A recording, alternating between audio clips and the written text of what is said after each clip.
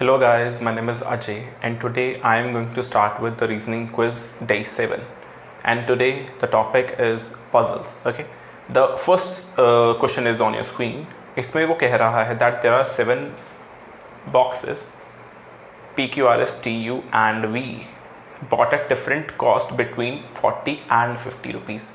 अब पॉइंट समझो, उसने बोला है 40 और 50 के बीच में कॉस्ट है, तो 41 से 49 कॉस्ट होगी हर बॉक्स की. पॉइंट ये है बॉक्स 7 है, प्राइसेस मेरे पास कितने हैं 9, तो उसमें से 2 नहीं होंगे. अब आगे मेरे पास कुछ कंपैरिजन दिया हुआ है. अब मोस्टली ना स्टूडेंट्स इसको लेते हैं as a comparison based question. ठीक है, मैं ये नहीं कह रहा दैट इज़ रॉन्ग, बट इस केस में ना आपको ये चीज़ का ध्यान रखना है दैट अगर आप इसको सिटिंग अरेंजमेंट की तरह सॉल्व करते हो ना तो क्वेश्चन थोड़ा ज़्यादा ईजी होएगा. जब आप सॉल्व करोगे ना तो आपको खुद पता चल जाएगा रीज़न क्या था.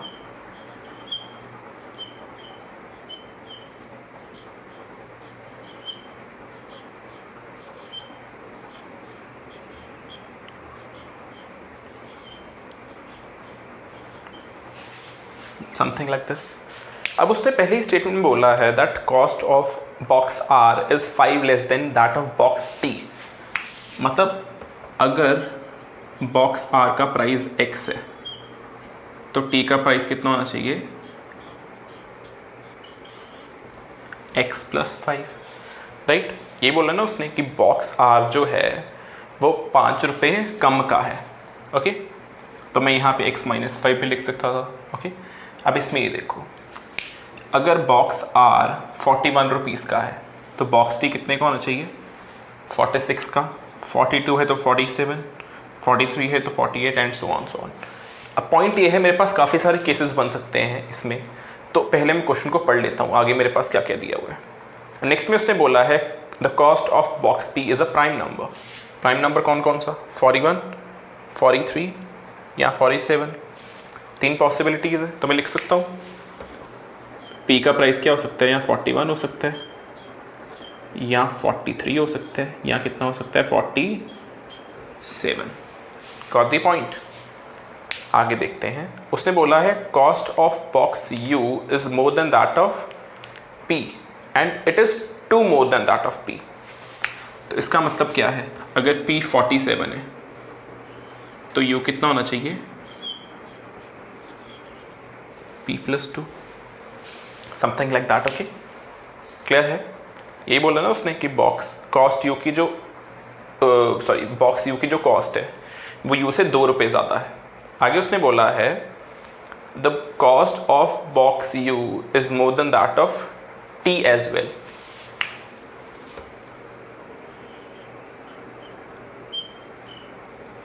आप ध्यान से समझो.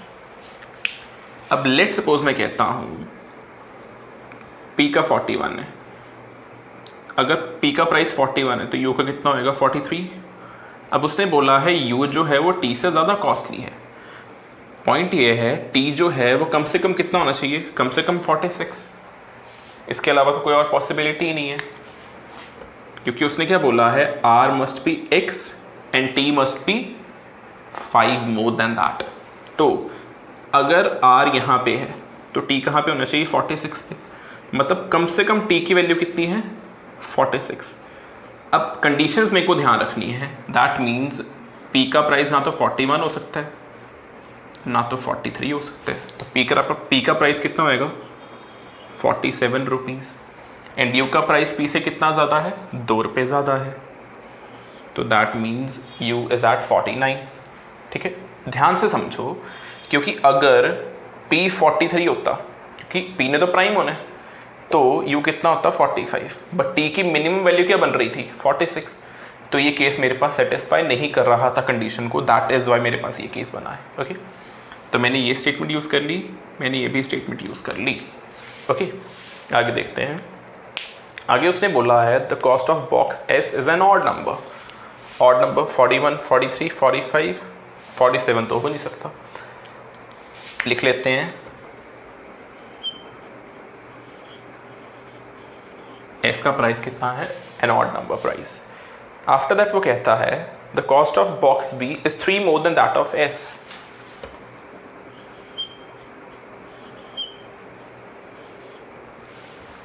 राइट, अब ध्यान से देखो, अगर S41 है तो V कितना होना चाहिए 44, अगर S43 है तो V कितना होना चाहिए 46, अगर S45 है तो V कितना होना चाहिए 48।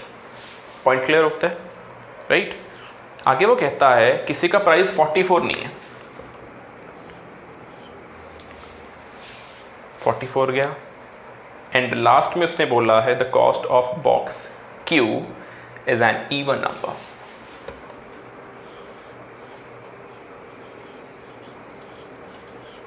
अब क्यूब का प्राइस इवन है 42, 46 या 48। अभी मेरे पास कोई क्लैरिटी नहीं है। अब मेरे पास सिर्फ एक ही चॉइस है, क्योंकि मेरे पास आगे क्वेश्चन मूव नहीं करेगा ऐसे, तो मेरे को ये वाला केस पुट करके देखना पड़ेगा। तो अगर मैं कहता हूँ R 41 पे है तो T कहाँ पे होना चाहिए 46 पे, राइट। बट अगर T 48 पे है तो R कहाँ पे होना चाहिए 43 पे। U एंड P की पोजीशन चेंज नहीं हो सकती। Got the point. मैंने दो केसेस बना लिए। एक केस में मैंने क्या किया, R को 41 लिया तो T उस केस में कितना हो गया 45। दूसरे केस में मैंने R को 43 लिया, उस केस में T कितना हो गया 48 रुपीज़। ओके, अब ध्यान से समझो, मैंने ये स्टेटमेंट भी यूज़ कर ली, मैंने ये भी यूज़ कर ली। अब कंडीशन थी कि S जो है वो ऑड होना चाहिए, मतलब S या तो 41 होएगा या तो 45 होएगा, 42 तो हो नहीं सकता। एंड V का प्राइस जो है वो S से 3 ज़्यादा होना चाहिए। अब अगर S 41 है तो 44 तो अवेलेबल ही नहीं है, तो S 41 पे तो हो नहीं सकता लेफ्ट वाले केस में। अब अगर S 45 है तो 48 भी अवेलेबल नहीं है। दैट मीन्स जो लेफ्ट वाला केस है वो कंडीशन को सेटिस्फाई नहीं कर रहा। Got the point. S odd होना चाहिए 43 या 45। अगर 43 है तो 46 पे तो V आ नहीं सकता।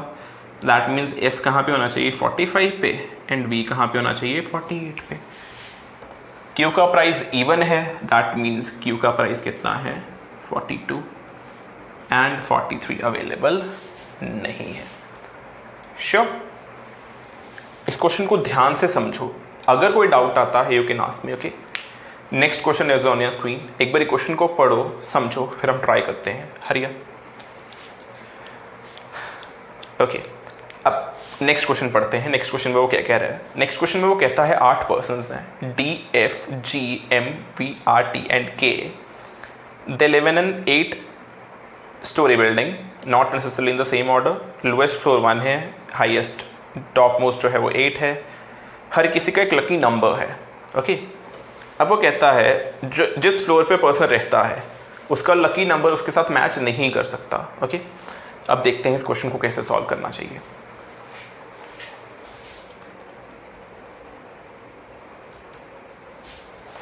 ओके, पहले इसको इरेज कर रहा हूं। अभी वाला क्वेश्चन थोड़ा सा टफ लग सकता है because it is a lengthy one, ठीक है, एंड ये पजल थोड़ा टफ है। ओके, तो इस केस में क्या होएगा 8, 7, 6, 5, 4, 3, 2 एंड 1। ओके, पहले क्वेश्चन पढ़ते हैं। वो कहता है जीज लकी नंबर इज़ 1। अब अगर जी का लकी नंबर 1 है तो वो फर्स्ट फ्लोर पे नहीं हो सकता, जैसे हमने अभी पढ़ा था। डी जो है वो उसके ऊपर है जिसका लकी नंबर 2 है, मतलब डी उस पर्सन के ऊपर है जिसका लकी नंबर कितना है 2। उसने ये नहीं बोला इमीडिएटली अबव है, तो मैं उसको नहीं देख सकता। ओके, आफ्टर दैट वो कहता है टी जो है वो 3rd फ्लोर पे है। T is on 3rd floor, right. इसका लकी नंबर 3 नहीं हो सकता, ये ध्यान रखना। 3 persons lives between T and the one whose lucky number is 8। तो नीचे तो मैं जान सकता 1, 2, 3, तो जो 7th फ्लोर पे है उसका लकी नंबर कितना है 8, उसका लकी नंबर है। ओके, आगे वो कहता है T का लकी नंबर जो है वो ऑड है, 3 हो नहीं सकता। 1 हमने देख लिया था, किसका था G का, तो T का कितना होएगा यहाँ 5 या 7 की ऑड होना चाहिए, ध्यान रखना। 3 पॉसिबल नहीं है बिकॉज फ्लोर जिस फ्लोर पे कोई पर्सन है सेम लकी नंबर नहीं हो सकता उसका। एंड 1 किसका था, जी का। आगे देखते हैं, आगे वो कहता है the lucky number of D is a perfect square. Perfect square इस केस में कौन सा है, दैट इज ओनली 4। तो डी का लकी नंबर कितना है, 4। आगे बढ़ते हैं, वो कहता है 2 person lived between F and के। एफ और के की भी बात नहीं हुई तो उसको मैं यूज़ नहीं कर सकता। जिसका लकी नंबर 3 है वो एफ से बिल्कुल ऊपर है, रिलेशन बन रहा है दोनों स्टेटमेंट्स का। आफ्टर दैट वो कहता है 6 पर्सन रहते हैं डी एंड उसके बीच में जिसका लकी नंबर 2 है। अब देखो 6 पर्सन एंड डी 2 के ऊपर होना चाहिए, तो एक ही पॉसिबल केस है 1 2 3 4 5 एंड 6। तो डी कहाँ पे आएगा, टॉप पे, एंड उसका लकी नंबर कितना है 4, एंड जिसका लकी नंबर 2 है वो कहाँ पे होएगा, फर्स्ट फ्लोर पे। Got the point. ध्यान से देखो, उसने पहले बोला था कि डी उसके ऊपर होना चाहिए जिसका लकी नंबर 2 है। अब उसने बोल दिया दोनों के बीच में 6 पर्सन है, तो एक ही पॉसिबल केस है, इसके अलावा तो कोई और केस बनता ही नहीं है। ओके, नाउ नेक्स्ट स्टेटमेंट वो कहता है एम जो है वो आर से बिल्कुल ऊपर है। एम आर या एम आर, 3 केसेस बनेंगे, ये भी हो सकते हैं 2 और 1 पे भी। अब पॉइंट ये है, अभी मेरे पास क्लैरिटी नहीं है। आगे वो कहता है 3 person live between V and the one whose lucky number is 7। अब ध्यान से देखो, अगर इसका लकी नंबर 7 है, 1 2 3, ये कौन होना चाहिए, V। अगर इसका लकी नंबर 7 नहीं है तो मेरे पास कुछ और केस बनेगा। ओके, आफ्टर दैट वो कहता है F का लकी नंबर 6 से ज़्यादा है।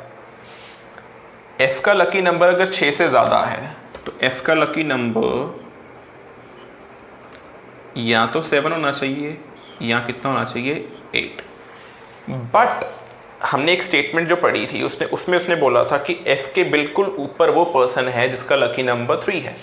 तो अगर F का लकी नंबर 8 है तो उसके ऊपर कौन होना चाहिए था जिसका लकी नंबर 3 है, जो कि पॉसिबल नहीं है इन केस ऑफ 8। तो F का लकी नंबर कितना है, 7। अगर F का लकी नंबर 7 है तो T का लकी नंबर कितना है, 5। क्लियर हुआ, एवरीबॉडी श्योर हो।